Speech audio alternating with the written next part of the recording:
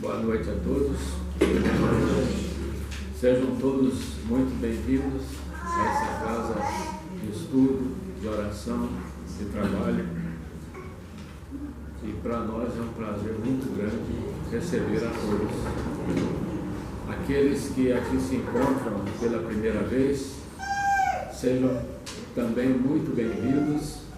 Sintam-se abraçados como irmãos que somos em Cristo. Recebam todos o nosso abraço fraterno. Nossos trabalhos aqui da casa, às quintas-feiras, eles constituem-se em 3 partes. Né? Primeiro é essa reflexão ou palestra, né? Depois nós temos a sessão de passes, né, na cabine, e em seguida a reunião mediúnica. Para que isso possa acontecer, né, tudo é preparado pelas equipes de encarnados aqui no plano material e pela equipe de desencarnados no mundo espiritual. E isso ocorre desde as primeiras horas do dia. Então vamos também nós nos prepararmos, deixando por alguns instantes as nossas preocupações materiais. Vamos serenar a nossa mente, aquietar o nosso espírito e elevar o nosso pensamento ao Pai Celestial, para que abra o nosso coração para a mensagem de hoje, de modo que essa reflexão realmente possa ser um momento de aprendizado para nós, em um clima de muita paz, muita serenidade, muita harmonia. Então, vamos juntos elevar a nossa prece a Deus por meio da oração que o próprio Jesus Cristo nos ensinou. Pai nosso que estais nos céus, santificado seja o vosso nome. Venha a nós o vosso reino, seja feita a vossa vontade, assim na terra como nos céus. O pão nosso de cada dia dai hoje. Perdoai as nossas ofensas, assim como nós perdoamos a quem nos tem ofendido. E não nos deixeis cair em tentação, mas livrai-nos do mal, porque vosso é o reino, o poder e a glória para sempre. Na nossa última reflexão, nós iniciamos o tema sobre o pecado, né, falando principalmente sobre o seu significado do pecado, segundo a lei do amor. Hoje nós vamos aprofundar um pouquinho mais o tema com o título, com esse que nós lemos aqui: Deus não nos castiga pelos nossos pecados. Então, aqueles que não estiveram aqui na semana, na terceira semana do mês passado, né, nós vamos rapidamente dar uma situada do que foi que nós comentamos, né, naquela ocasião. Nós mostramos que foram 3 as grandes revelações a respeito da lei divina, das leis de Deus, né? Nós tivemos a primeira revelação personificada na figura de Moisés, né?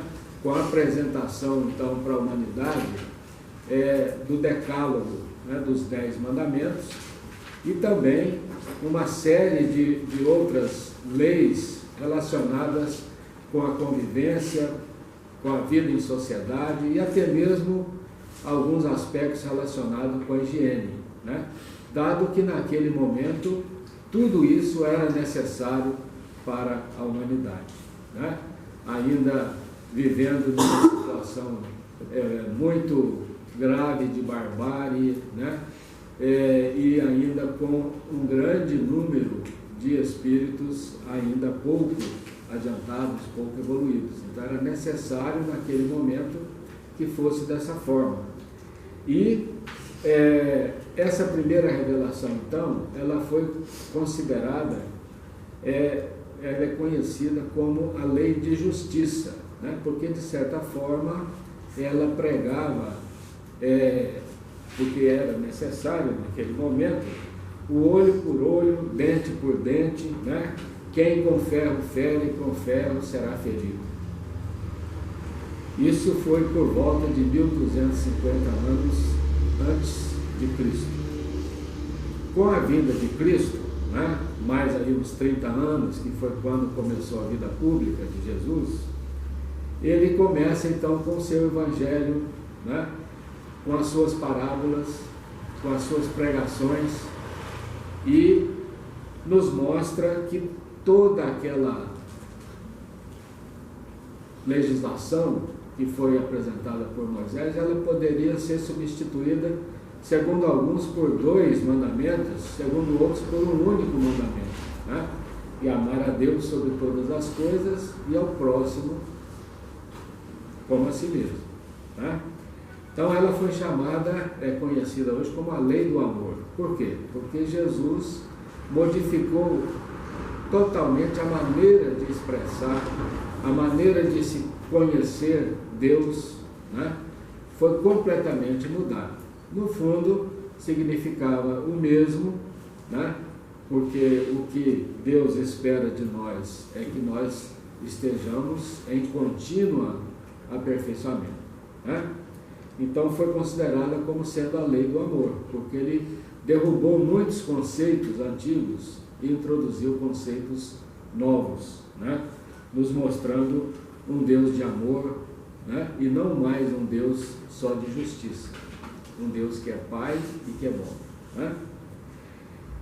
E tivemos ainda aí por volta de 1800 anos depois de Cristo, começaram então as manifestações espíritas em todo o mundo, né? Por toda parte do mundo, foram alguns espíritos superiores, começaram então com as suas manifestações, né? Revelando algumas verdades que ainda não haviam sido reveladas nem mesmo por Jesus Cristo, né? Jesus Cristo inclusive falava: muita coisa ainda conhecereis, porque não é dado nesse momento que vocês conheçam, né? E ele falou que era para que nós, a humanidade, aguardasse então o Consolador prometido, né? Então, para muitos, né, e nós espíritas acreditamos nisso, que o Espiritismo, principalmente após a codificação feita por Allan Kardec, seja então esse Consolador prometido, né? Muito bem. E nós vimos então naquela última oportunidade, além dessa questão mais histórica, né, o cronograma, na verdade, a evolução, nós vimos que ao longo do tempo as religiões, elas imprimiram ao termo, ou ao verbo pecar, né, um peso moralista muito grande. Por quê? Principalmente à luz da primeira revelação apenas, né? E isso continuou com muitas religiões, mesmo em idades mais próximas, né? Em tempos mais recentes. Quem era pecador não tinha salvação, não tinha atenuantes, não adiantava o arrependimento, né? E o pecador, ele era destinado então a sofrer eternamente no fogo do inferno, elas chamadas penas eternas, né? Mas se nós formos observar na sua origem, nós falamos também sobre isso na anterior, o termo pecar, tanto em grego como em hebraico, significava apenas, pecar significava errar o alvo. Então, quem eram os pecadores? Aqueles que erravam o alvo durante algum momento da sua vida, né? Então vejam que a origem era mais branda do que aquilo que as religiões depois começaram a colocar em cima, né? Todo esse peso em cima do termo pecado. Então, ao longo da história, o pensamento religioso, ele usou o erro para julgar e condenar as pessoas. E o que as religiões conseguiram com isso? Apenas afastar ainda mais as pessoas de Deus. Muito bem. Vimos também que errar faz parte do processo pedagógico, evolutivo da criatura humana, né? Porque somente a partir do momento em que nós erramos o alvo é que nós começamos a aprimorar a nossa mira, né? É que nós começamos a melhorar a nossa pontaria, para quem sabe numa próxima vez nós não mais errarmos o alvo, nós acertarmos o alvo numa nova oportunidade. Muito bem. O principal da vez passada foi isso, né? Mas tenho um autor muito conhecido, um autor espírita, que se chama Herculano Pires, que em um dos seus livros ele diz o seguinte: tire da mente a ideia de pecado e castigo. O que chamam de pecado é o erro, e o erro pode e deve ser corrigido. Então, corrija-se. Estabeleça pouco a pouco o controle de si mesmo, com paciência e confiança em si mesmo. Então vejam que, de certa forma, pecado e castigo são conceitos que, embora disseminados amplamente no meio religioso, de uma forma surpreendente, esses conceitos nos afastam de Deus e enfraquecem a nossa religiosidade. Por quê? Porque no conceito de pecado está implícita, erroneamente, a ideia de julgamento divino. Ou seja, o mesmo Deus que pede para nós não julgarmos seria o mais temido julgador, seria o mais terrível juiz, o que é uma incoerência, inclusive teológica, né? Não é isso. O mesmo Deus que nos conclama a amar os nossos inimigos, a perdoá-los e a ter misericórdia, ele nos pune com castigos. Também esta é uma incoerência que vem incomodando, né, a humanidade há pelo menos alguns séculos, né? Então Deus não é um contador, um contabilista, né, que usa uma planilha lá para anotar os nossos débitos e os nossos créditos. Não. Deus não faz subtrações, né, porque Ele nos ensinou que aquele que ama só sabe somar e multiplicar. Então não é uma verdade, não deve ser aceito como uma verdade. Mesmo? Bom, Jesus, então, por meio da segunda revelação, ele reformula esses conceitos antigos e nos apresenta Deus como ele realmente é, como um Pai amoroso que não julga nem castiga. Ele nos apresenta, Jesus Cristo, né, nos apresenta um Deus que apenas ama, que apenas educa, que apenas promove, orienta, corrige e eleva. Um Deus que restaura as forças de quem está alquebrado pelo sofrimento. Um Deus que mostra caminhos para quem está perdido. Enfim, Jesus mostra um Deus sabedor de que não há maldade no homem, e sim ignorância. Um Deus que tem um projeto de amor para os seus filhos. E um projeto que está sendo construído através da eternidade. Como? Por meio das experiências do erro e do acerto. Muitas vezes nós afirmamos que errar é humano. É uma afirmativa banal, né? Toda hora a gente fala isso. Mas muitas das vezes a gente se esquece, né? Que é humano. Então, Deus não fica zangado quando seus filhos, no caminho do seu aprendizado, eles se enganam pelas mais variadas razões, sobretudo pela fragilidade que ainda nos caracteriza. Nós somos muito frágeis, né?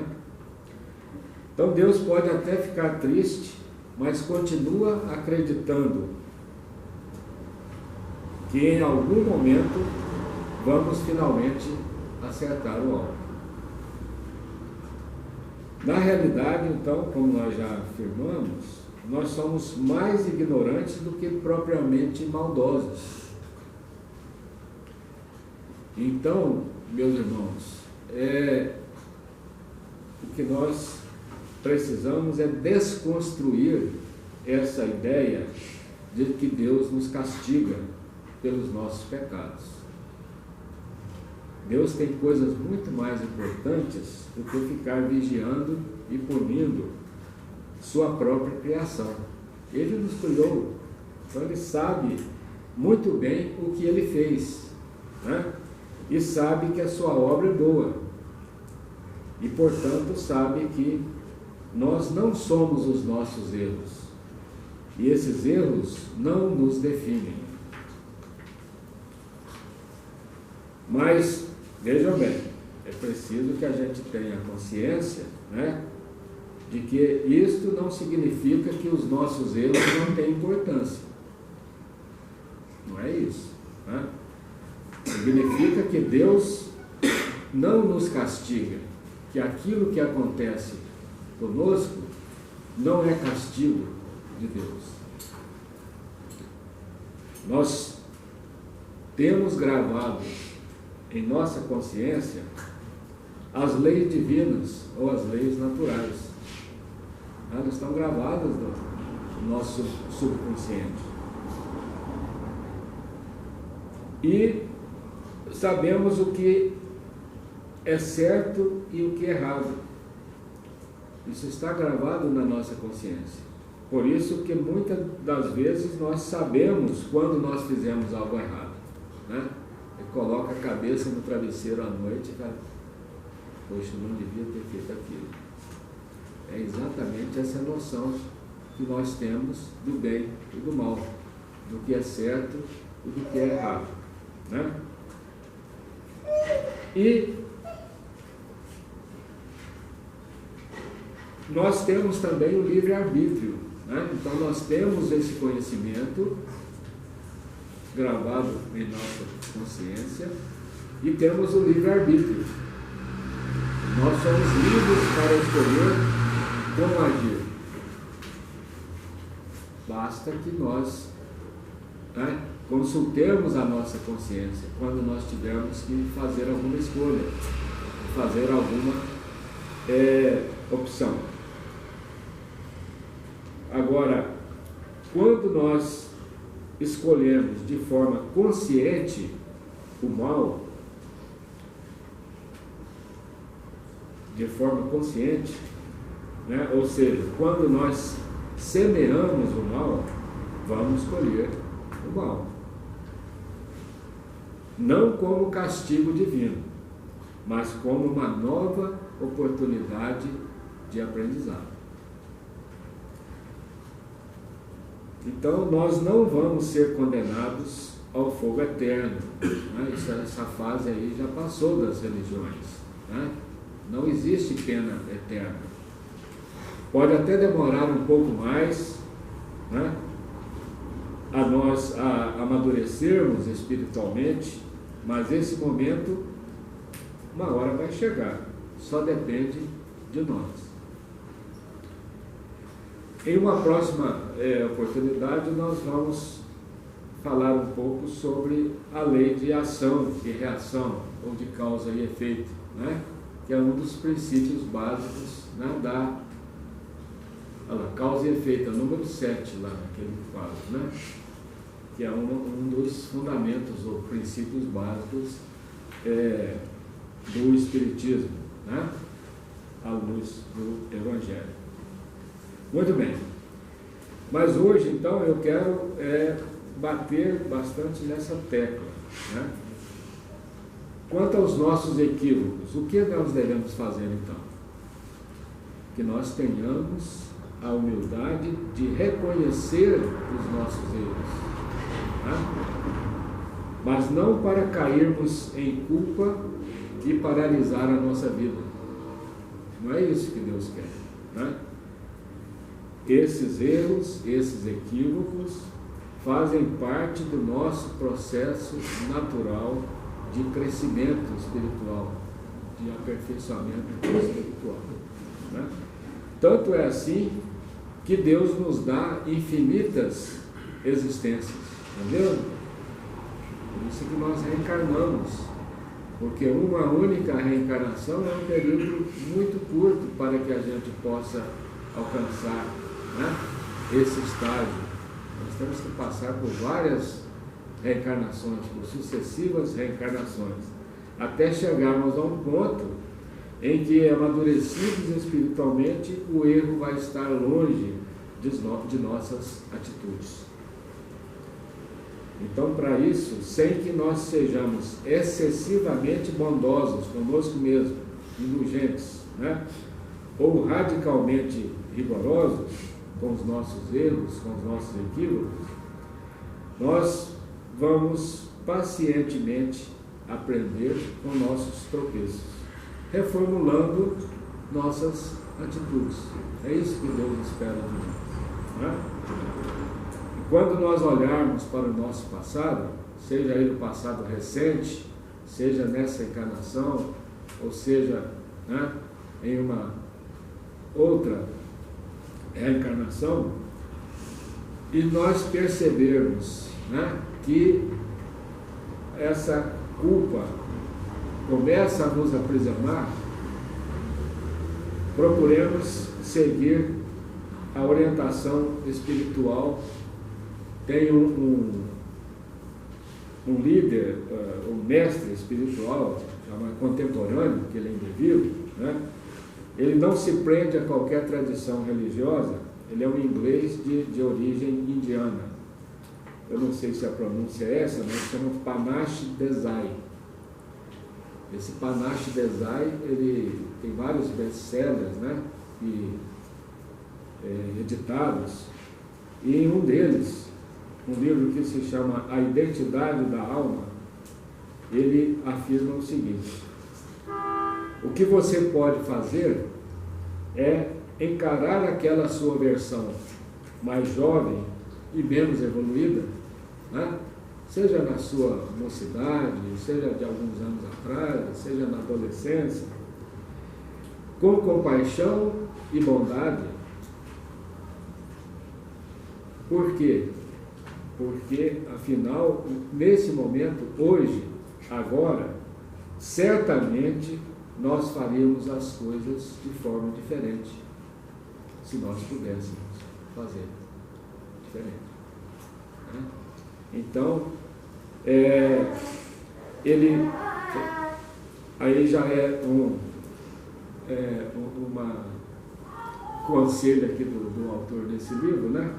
José Carlos de Luca, Pensamentos que Ajudam. Ele diz o seguinte: portanto, dê um forte abraço em si mesmo, Não sofra com a culpa e desapegue. Está tudo bem, você pode seguir em frente. Que assim seja.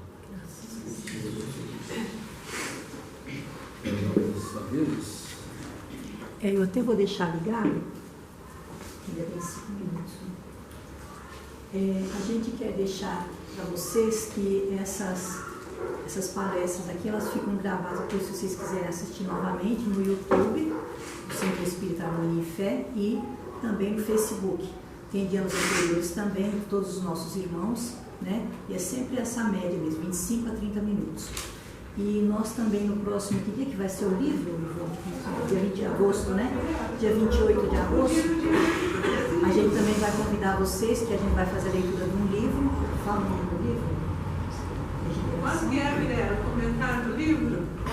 Comentário do livro, quando que vai ser? Dia 28 de agosto. Dia 28 de agosto. Isso, aí estão todos convidados. E aí agora nós vamos permanecer nessa harmonia que estamos aqui, porque a harmonia de vocês aí é muito importante aqui